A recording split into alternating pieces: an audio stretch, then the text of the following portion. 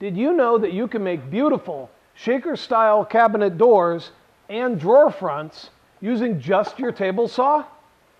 And in many ways, it's faster and easier than making slab doors and drawer fronts out of plywood or MDF and having to edge band all the edges. And it's certainly more durable.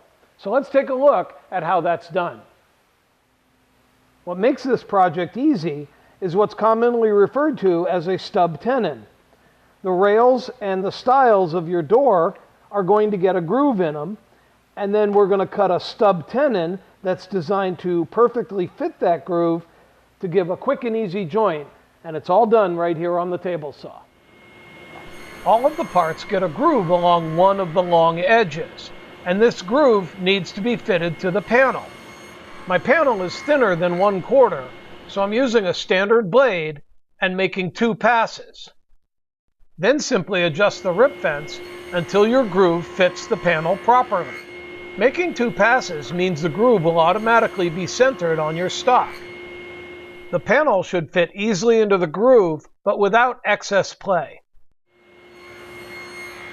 With the grooving setup confirmed, all the stock can be run through the table saw. I prefer to run all the stock before cross-cutting it to length for the individual parts.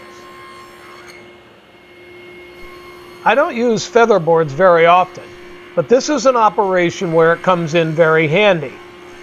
It keeps the stock tight against the rip fence through the cut, ensuring that the groove remains consistent in width. Once all the stock has been grooved, it can be cross-cut into the stiles and rails. I like to start by cutting the longest pieces first and work my way down. This allows for cutting the longest pieces around any defects, and the shorter parts can be cut out of the leftovers.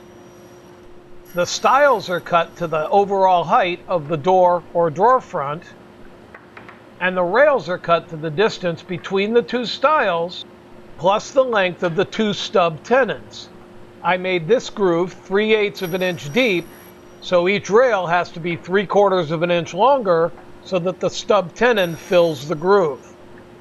With all the parts cut to length, the stub tenons can be milled into the ends of the rails. The dado stack is set up for a 3/8 inch wide cut, the same as the depth of the groove. And the height is set to remove everything up to the groove. I prefer to start with the blade height a little low, then carefully raise it up until the fit is perfect. When the fit is perfect, the stub tenon will hold itself into the groove without the need to force it in place. And since the milling was all working from the sides into the center, everything should flush out just fine. Assembly is the same as any other door.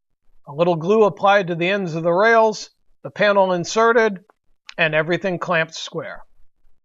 You can find more useful information like this by visiting our website at osbornemfg.com.